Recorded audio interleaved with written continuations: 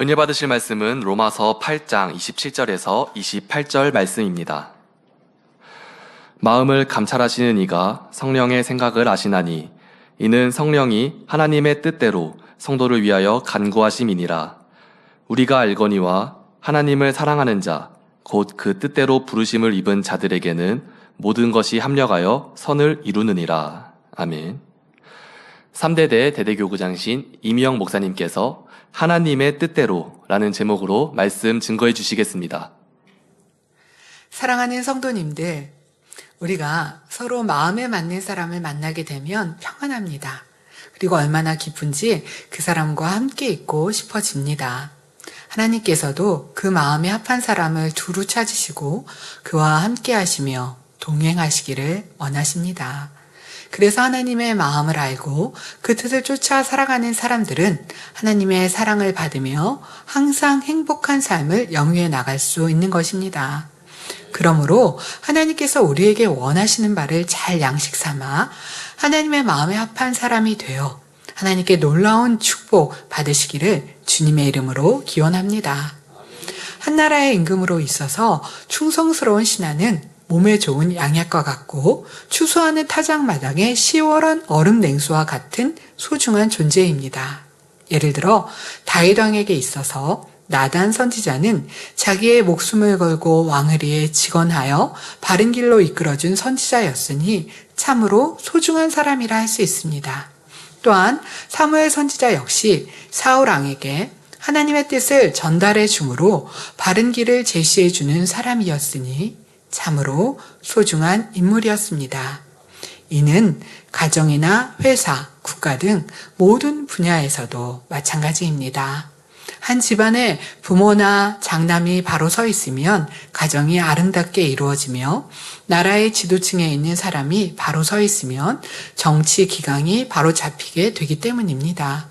본문 로마서 8장 27절에 보면 마음을 감찰하시는 이가 성령의 생각을 아시나니 이는 성령이 하나님의 뜻대로 성도를 위하여 간구하심이라고 말씀하셨습니다. 또한 고린도전서 2장 10절에는 성령은 모든 것, 곧 하나님의 깊은 것이라도 통달하시느니라고 말씀했습니다.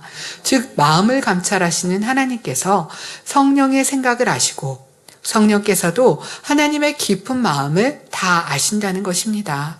그러므로 만일 우리가 성령의 음성을 듣고 성령의 주관과 인도를 받게 되면 하나님의 뜻대로 성도를 위해 간구하시는 성령의 도우심을 받아 기도하기에 하나님께서 우리의 모든 기도를 연락하시며 합력하여 선을 이루어 주십니다.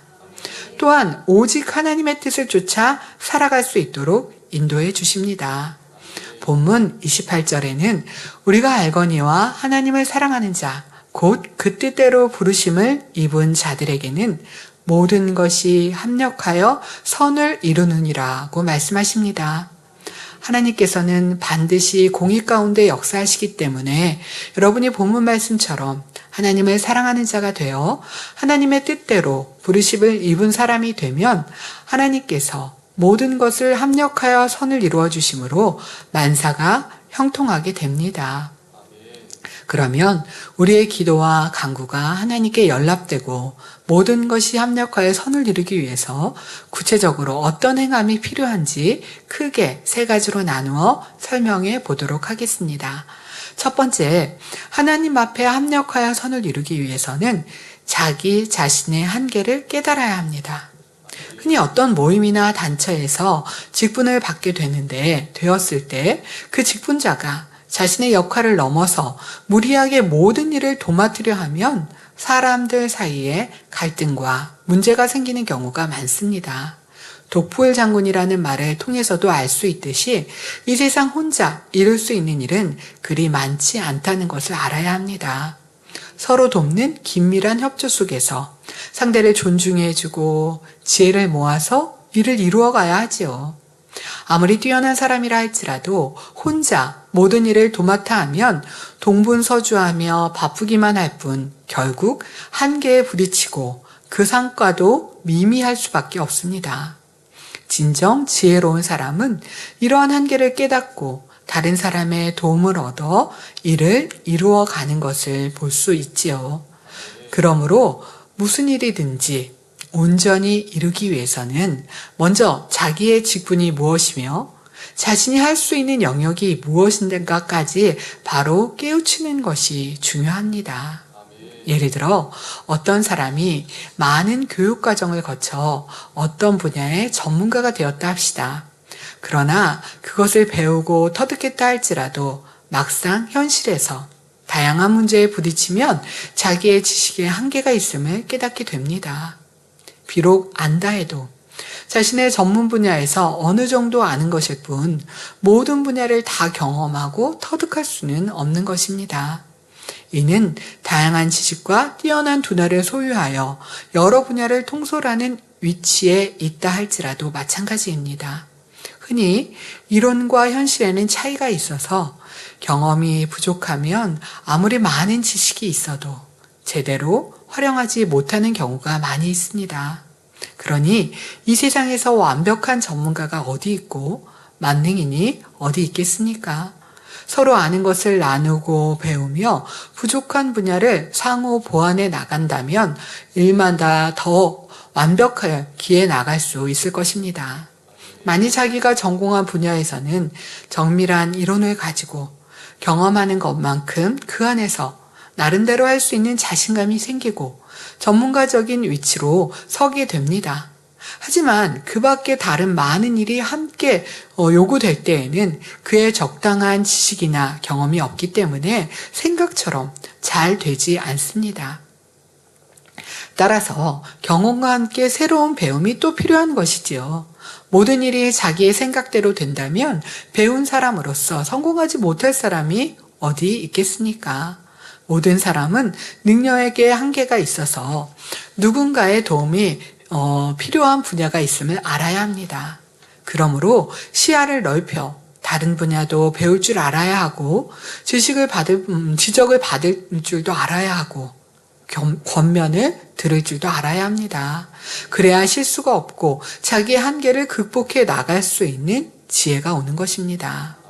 따라서 다른 사람으로부터 무슨 말을 들었을 때 내가 옳고 너는 그르다 라고 단정할 것이 아니라 그 권면을 귀 기울여 들으면서 무엇이 옳고 그른지 진리로 잘 분별하여 자기를 더 온전하게 개선시켜 나가야 합니다.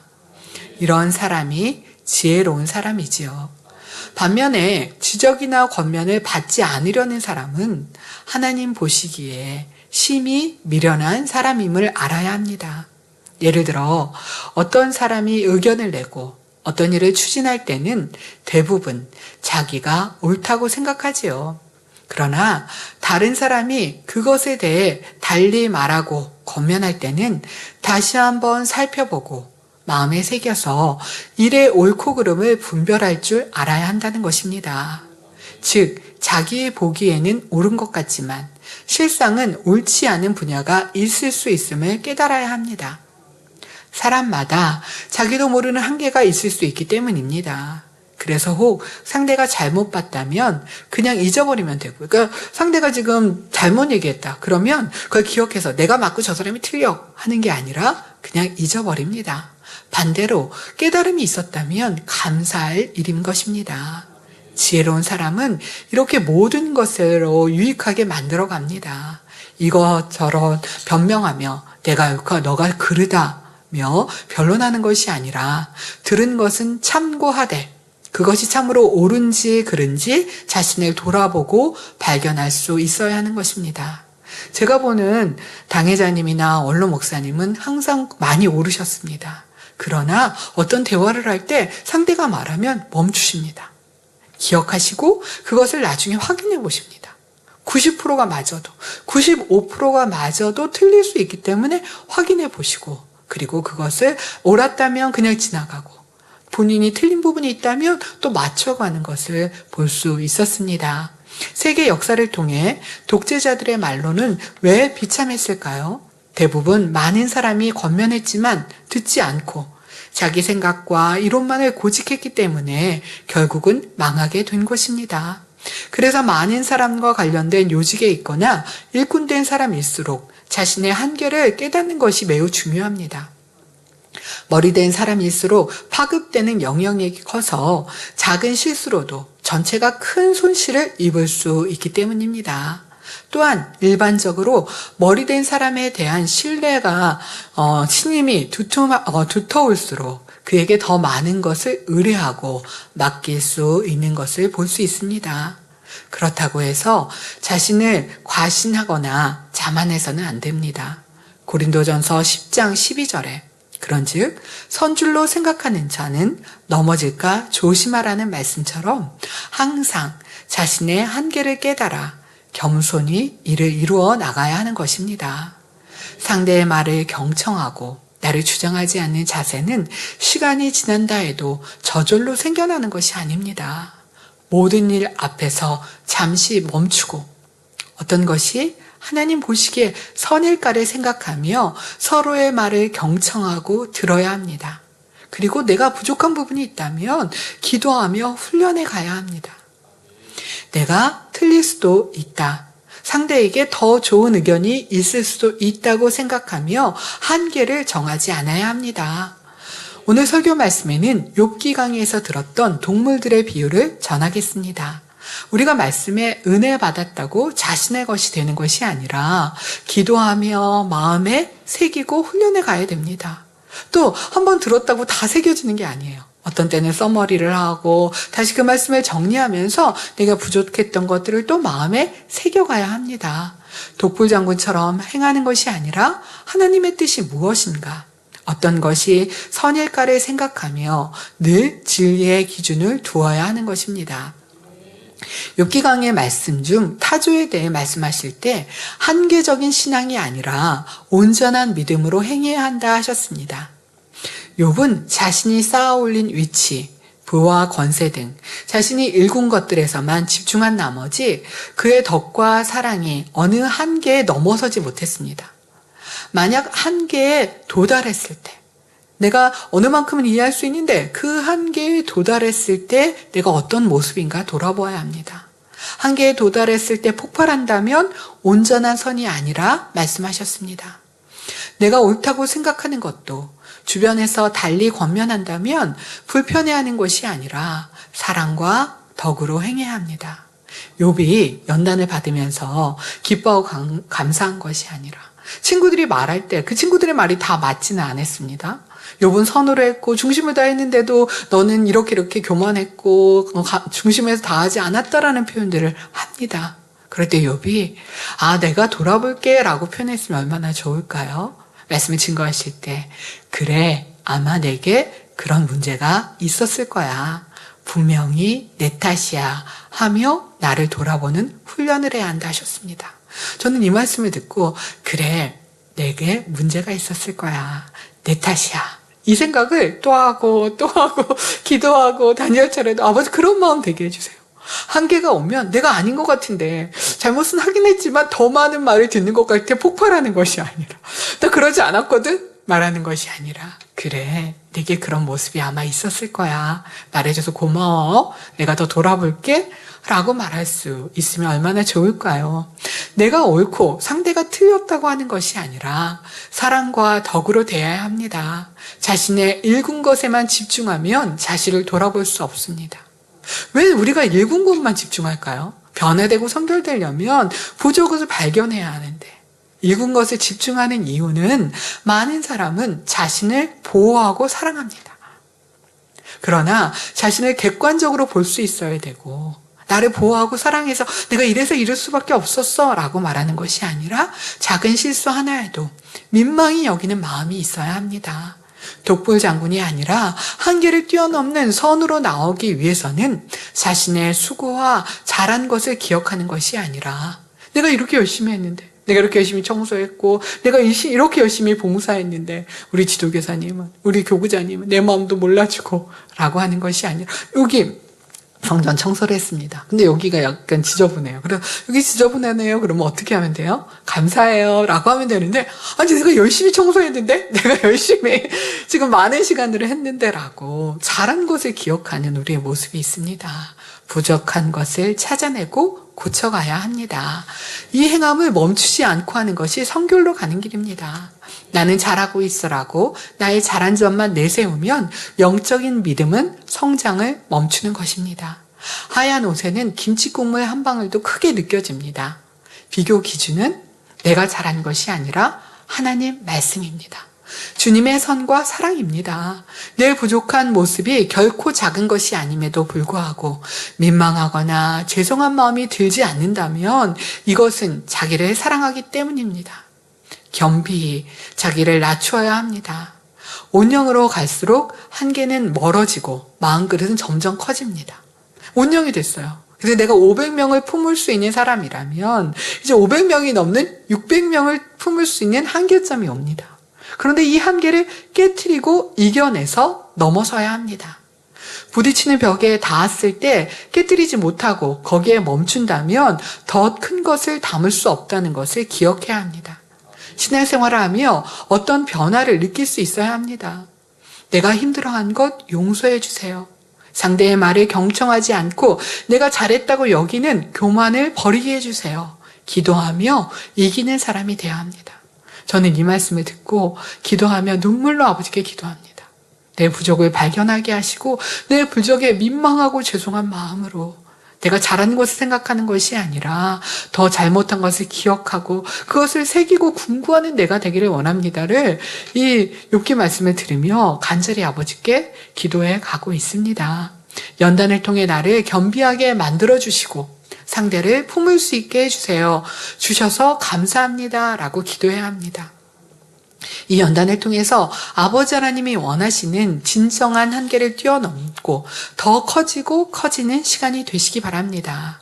그러므로 일에서도 한계가 없이 실력을 키워가고 영적으로는 한계가 없는 더 깊은 선으로 채워가시는 시간이 되시기 바랍니다.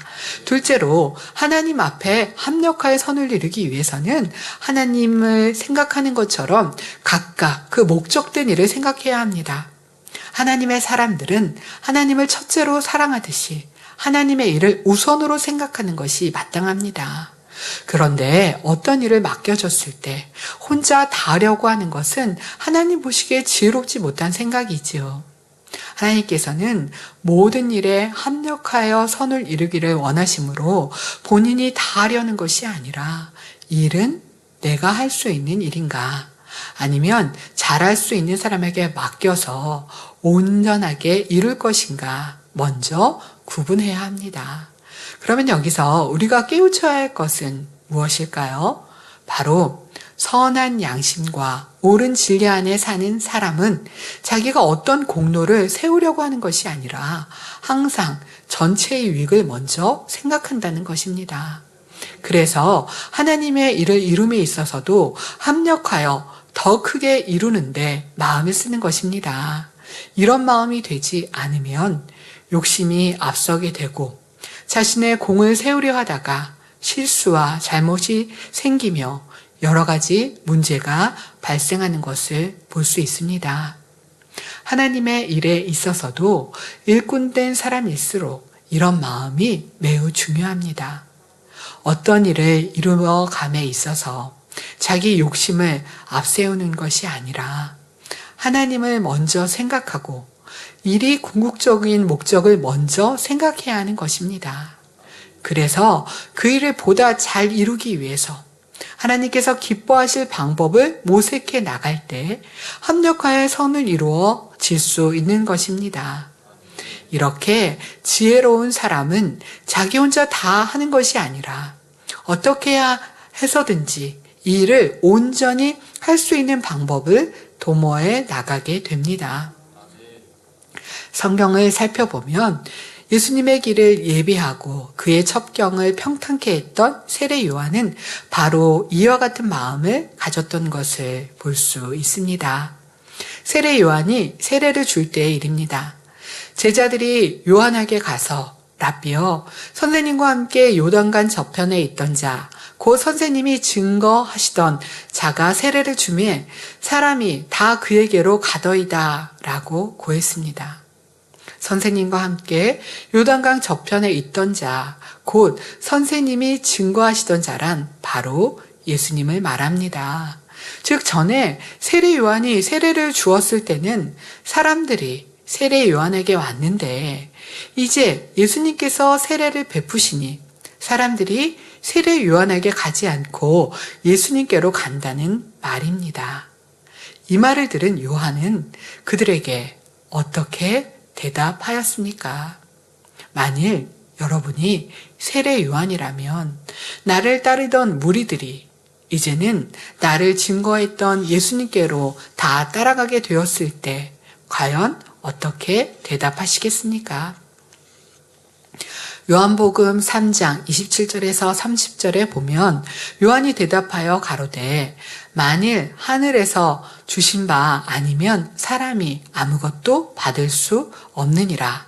내가 말한 바 나는 그리스도가 아니요 그의 앞에 보내심을 받은 자라고 한 것을 증거할 자가 너희니라 했습니다.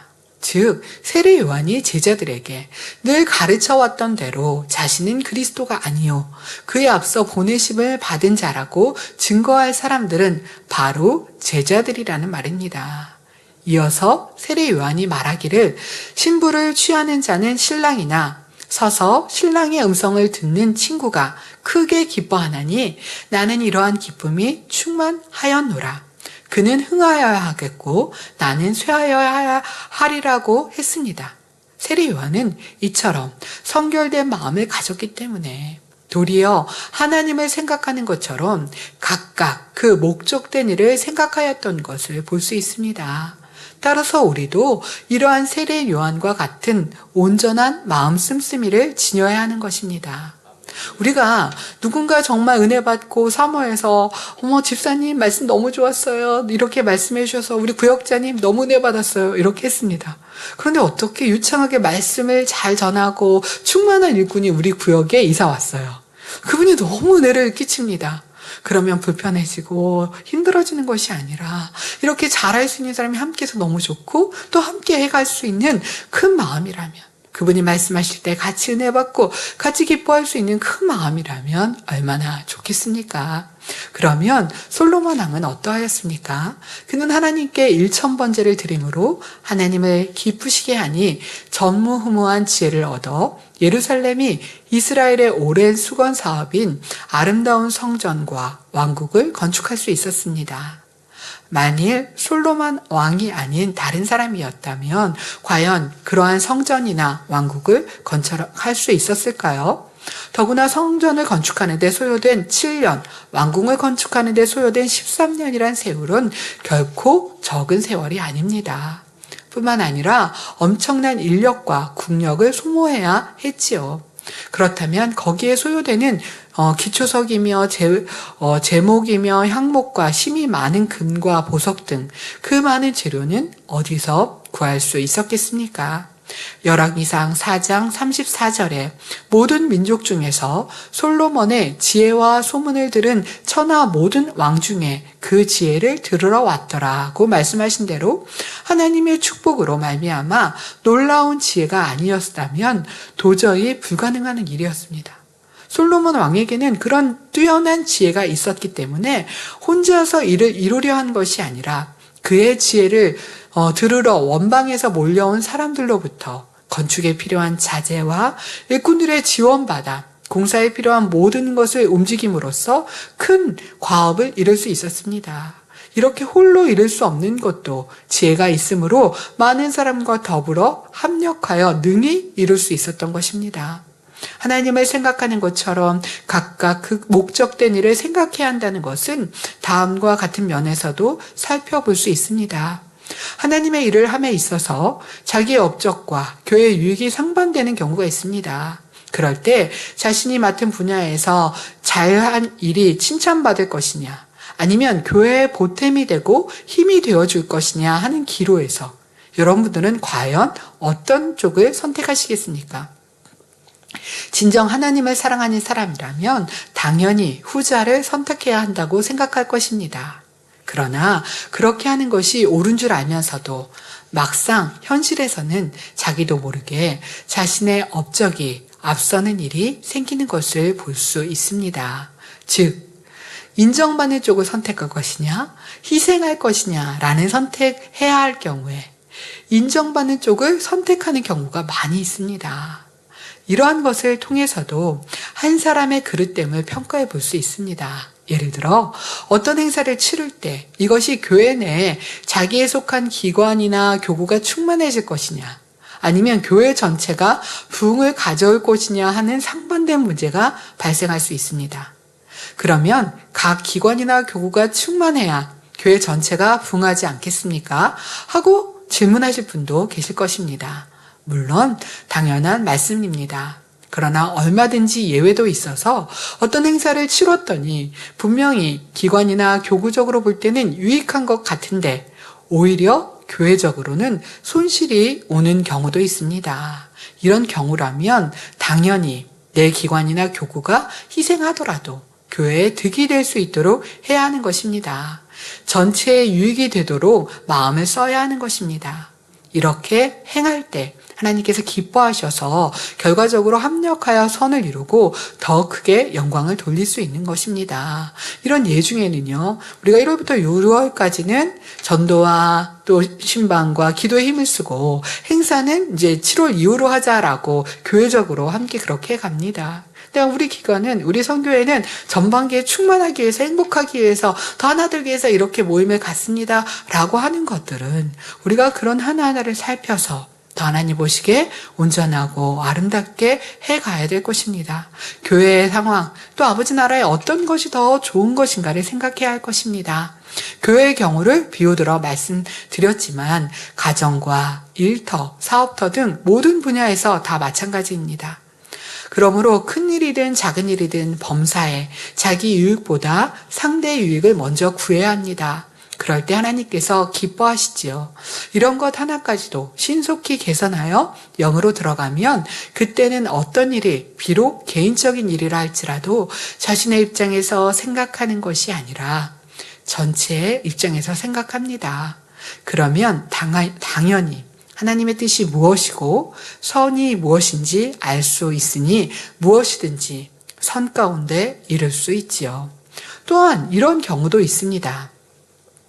예를 들어서 교회 안에 청년부라는 젊은이들의 모임이 있는데, 지금 얘는 청년부지만 청년부 송지도 교사님이나 또 청년부는 잘하고 있어요. 그렇기 때문에 예를 들고 있습니다. 청년부라는 젊은이들의 모임이 있는데 자신은 그 모임에서 영혼들을 보살피고 신방하고 부흥시키는 사명을 맡고 있다고 합시다. 그런데 이 회원들이 음악 분야냐 방송 분야로 교회에 힘이 될 수 있어서 그 분야로 추천을 받게 되면, 이제 추천을 받았으니 선교회 행사는 활발히 할 수 없다는 이유로 그 추천에 불편해하는 경우가 있습니다. 교회의 큰 분야로 힘이 된다고 생각하고 감사해야 하는데 내 부서에 그 일꾼이 없으면 손해가 된다는 이유로 불편해한다면 온전히 하나님의 뜻대로 행하는 것이 아닙니다. 각 기관은 교회를 더욱 든든히 세워주기 위해서 존재하는 것인데, 이러한 목적과는 다른 생각을 품는다면 이는 자신의 유익을 먼저 생각하는 이기적인 마음인 것입니다. 기업체를 살펴보아도 대기업일수록 기술 개발을 위한 전문 인력 향상에 양성에 투자를 아끼지 않는 것을 볼 수 있습니다. 장래를 내다보기 때문에 지금 당장 눈에 띄게 생산량이 증가되지 않는다 해도 전문 인력을 양성하는데 인색하지 않는 것입니다. 마찬가지로 주 안에서 한 기관에서 일꾼이 많이 키워내므로 그 일꾼이 장래 일당 100 또는 그 이상의 큰 일을 감당할 것을 생각했다면 어찌 기쁜 일이 아니겠습니까? 하나님께서도 그런 기관을 기뻐하셔서 때가 되면 반드시 거기에 대한 복을 받도록 인도해 주신다는 사실을 알아야 하겠습니다.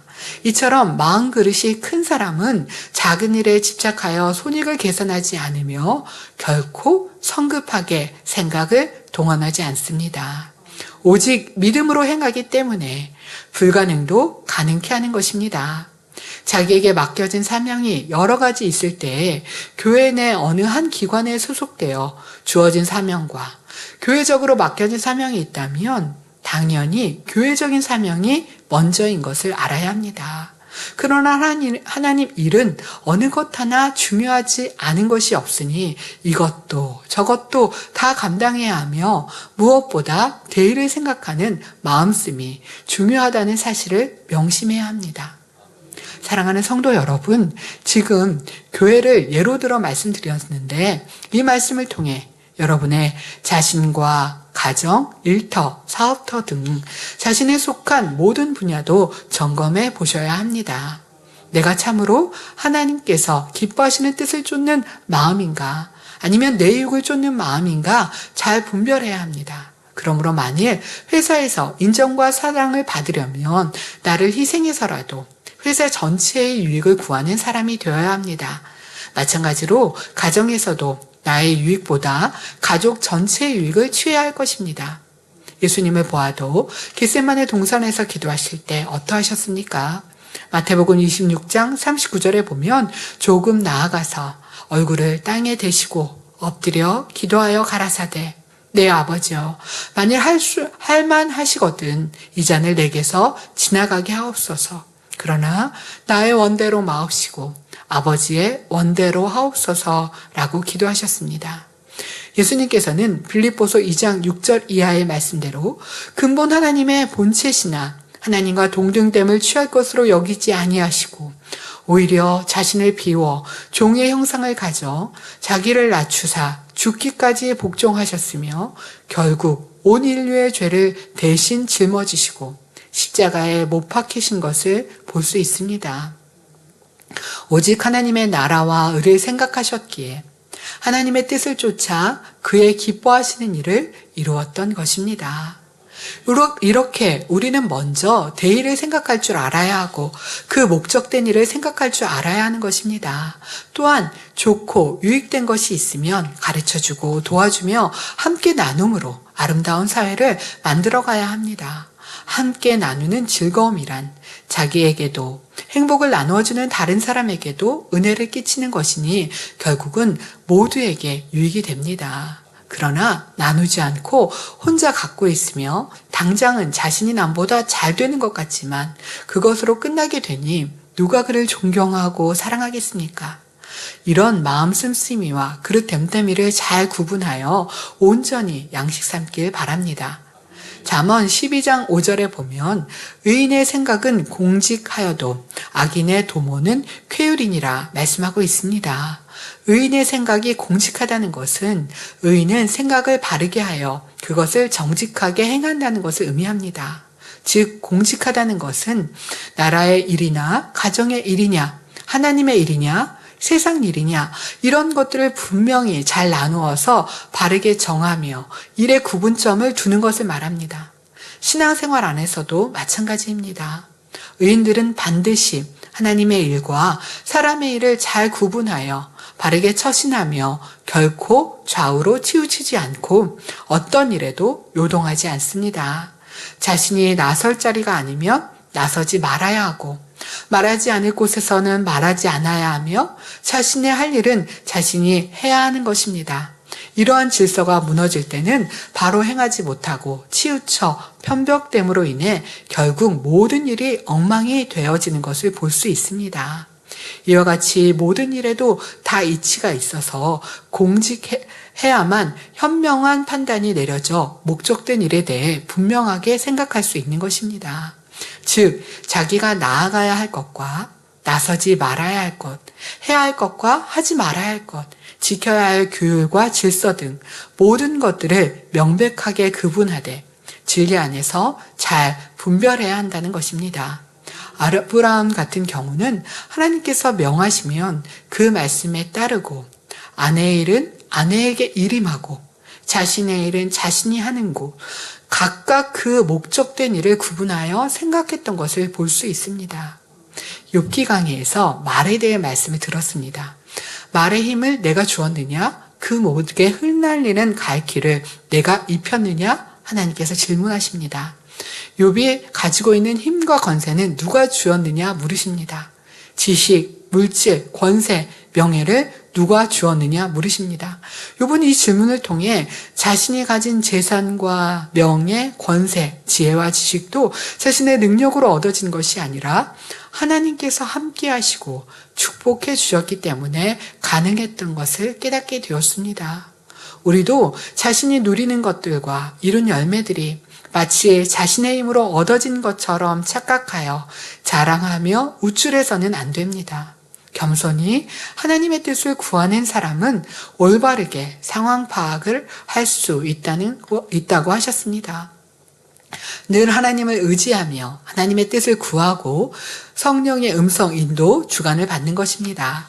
셋째로 하나님 앞에 합력하여 선을 이루기 위해서는 좋은 사람을 추천하고 밀어줄 수 있는 마음을 소유해야 합니다. 나보다 다른 사람이 더 크게 이룰 수 있다면 그 사람이 나서서 할 수 있도록 하는 것이 매우 중요합니다. 그러나 역사를 보면 나 홀로 왕을 섬겨서는 능히 천하를 통치할 수 없지만 이러이러한 사람이 곁에 있으면 능히 모든 것을 도모하여 이룰 수 있나이다 하고 고백할 만큼 의로운 사람도 있었다는 것을 볼 수 있습니다. 또 이런 분도 있었습니다. 한 선교의 기관장을 맡았던 분이 그 다음 선거 때는 다른 분이 기관장으로 선출되었습니다. 그런데 먼저 기관장을 했던 그분이 새로 선출된 기관장을 전혀 도와주지 않는 것입니다. 오히려 뒤에서 새로운 기관장을 힘들게 만들기도 하는 경우를 볼 수도 있습니다. 하나님 편에서 볼 때 이러한 것은 하나님의 나라를 회방하는 것이요 참으로 악한 마음이죠. 선거를 통해 보다 유익한 사람이 기관장으로 선출됐다면 자기는 전임자로서 새로운 기관장을 열심히 밀어주고 뒷받침해주고 섬겨야 할 것입니다. 그런데 그렇지 아니하고 오히려 뒤에서 기관장이 하는 일을 회방하고 힘들게 했으니 이 얼마나 하나님 앞에 선하지 않은 모습입니까? 이런 일은 결코 없어야 할 것입니다. 또 한 예로 어떤 사람이 어떤 방면에 아주 능통하고 전문적인 지식을 가지고 있다고 합시다. 그런데 이런 경우도 두 가지 부류가 있는 것을 봅니다. 한 사람은 그것을 가지고 주위 사람들과 화합하여 공로를 나누고 더욱 발전시키면서 많은 사람에게 유익을 주는 사람입니다. 반면에 자기 혼자 이루기 위해 힘쓰고 애쓰다가 결국 자신의 업적으로만 마감해버리는 사람도 있습니다. 우리는 결코 후자의 경우가 되어서는 아니 됩니다. 넓게 생각하지 못하고 좁은 소견으로 행하는 자세를 개선해야 전체가 부흥 발전하게 되는 것입니다. 크게 일을 이룰 수 있다는 사실을 명심하여 모든 것을 넓게 생각하며 좋은 것을 함께 나눌 줄 알아야 합니다. 이러한 예로는 조선시대의 세종대왕을 들 수 있습니다. 그는 스스로 궁구하고 연구하며 자신의 업적을 이루는 일에도 충실했지만 무엇보다 나라와 백성을 사랑했기 때문에 관료들의 재능과 지편전 학자들의 지혜를 모아 일을 크게 이루었습니다.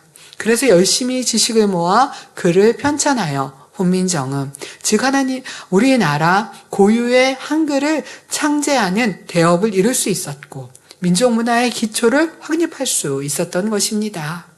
이와 같이 우리도 자기 혼자의 일로만 끝나는 것이 아니라 모든 사람과 더불어 유익을 나누는 넓은 마음을 가져야 합니다.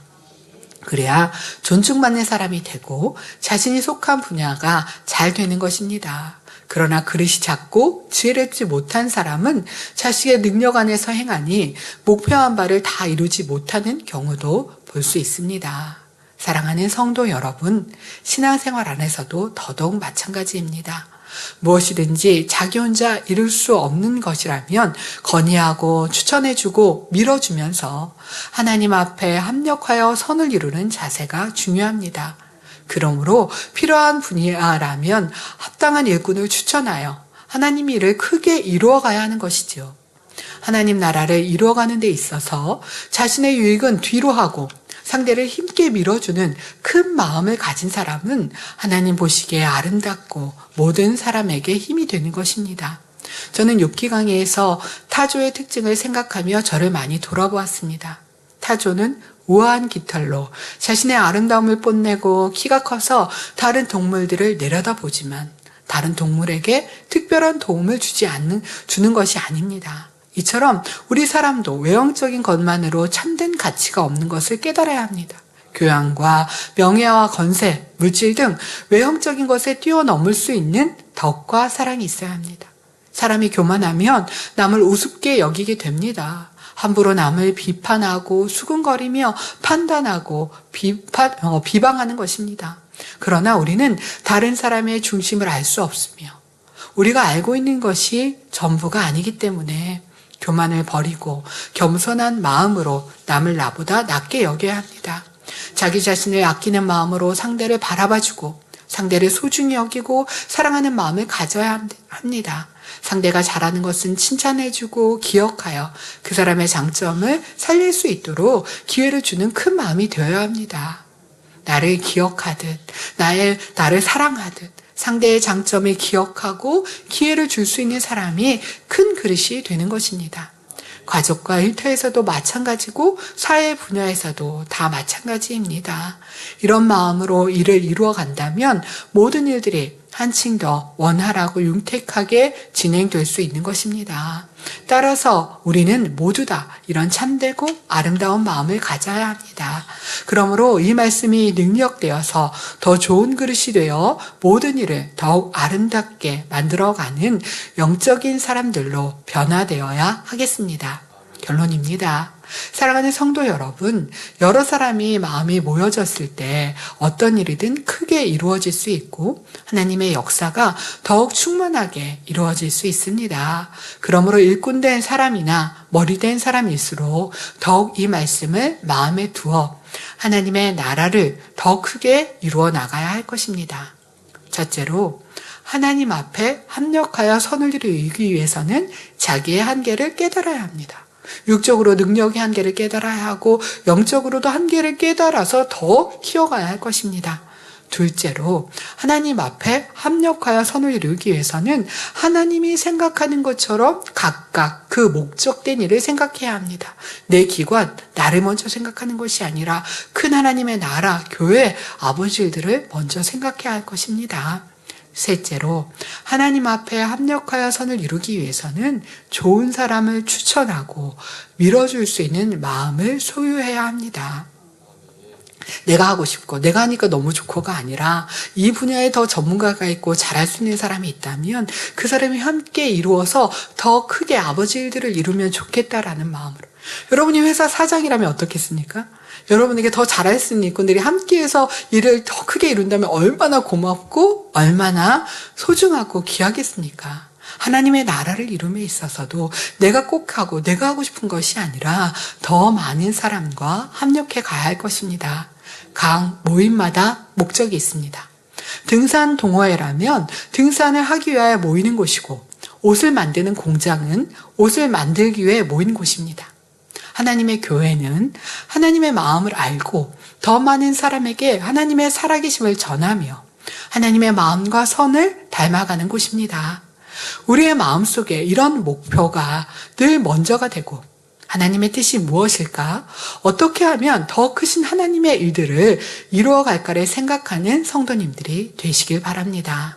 이런 아름다운 마음 씀씀이로 하나님께로부터 아름답고 큰 그릇이라 인정받으며 모든 일에 합력하여 선을 이루는 축복을 넘치게 받는 성도님들이 되시기를 주님의 이름으로 기원합니다.